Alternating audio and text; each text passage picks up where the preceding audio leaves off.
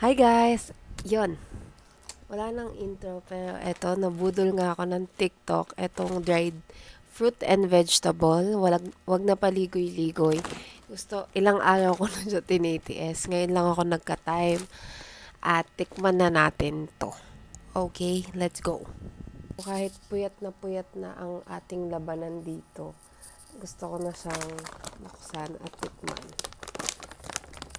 Ayan, para kasi masarap daw eh. So, ang una ko nakita is okra. Excited na ako. So, tikman natin.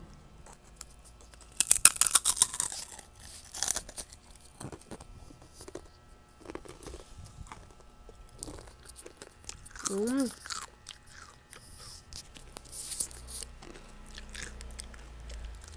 Mm. Masarap.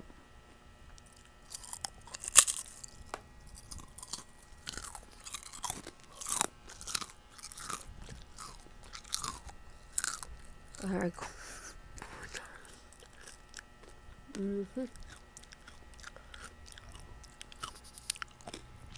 Masarap yung okra, hindi siya maalat.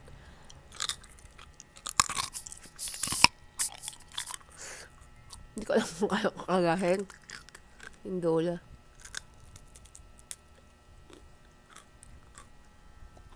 Number 1, okra. Okay naman. Overhype, pero tikman ko yung carrots.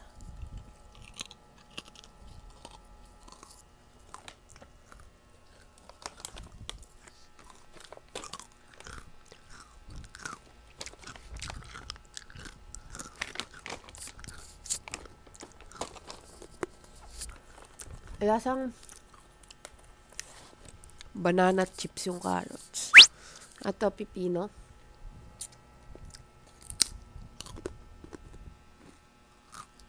Antok na ako.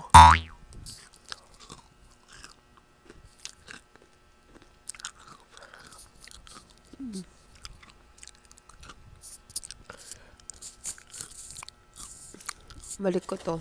Tikman ko yung iba para mabigyan ko namang hostisya ang mga pinamili natin.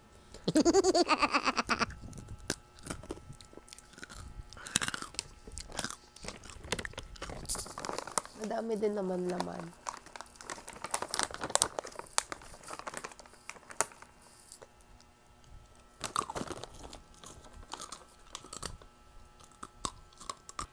Sobrang hilig ko sa gulay.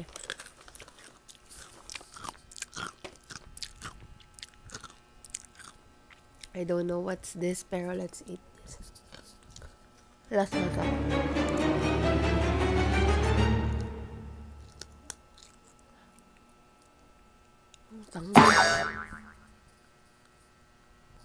Pwede ko na sabihin agad yung thoughts ko dun sa mga ilan-ilan ko natikman, no? Sobra siyang hinahype. Pero hindi naman siya super sarap. Huwag kayong magpabudol dito. I feel like na-overhype lang siya. Pero matabang siya for me.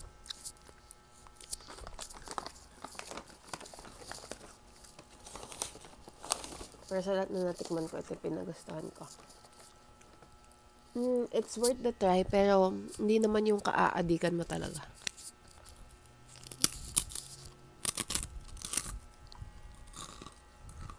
Saka sa mga naka-braces, hindi ko masuggest kasi delikado.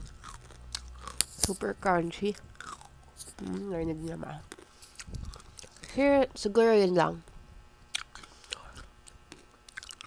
Sa brand na to, I would say 3 out of 5. Sakto lang siya. Hindi masarap. Hindi naman din masarap lang siya. Okay lang. Yun, bye-bye. What is your thought? Kasi magkaiba kami ng taste bud. So, usually talaga ako mahilig sa ganitong type, mga vegetable. Pero masarap siya. Gusto ko siya. Or, naalala ko yung, yun nga, banana chips. Pero ano to? Banana chip no? Kahit yung carrots. Sabi ko na eh. Sabi ko sa kanila, ang rate ko is 3 out of 5. Ikaw, isa pa. tikim ka pa ng isang flavor. banana. Banana yan. Anong may-rate mo?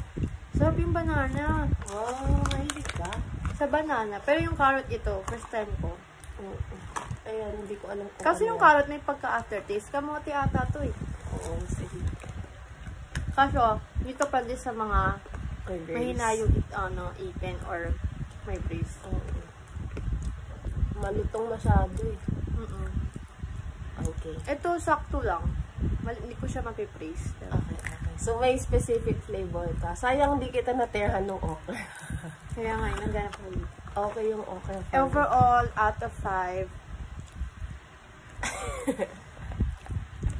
Dahil di nga ako mahilig sa ganito. Pero good naman siya. So, 2.5. Oh, okay. Thank you for the honest review.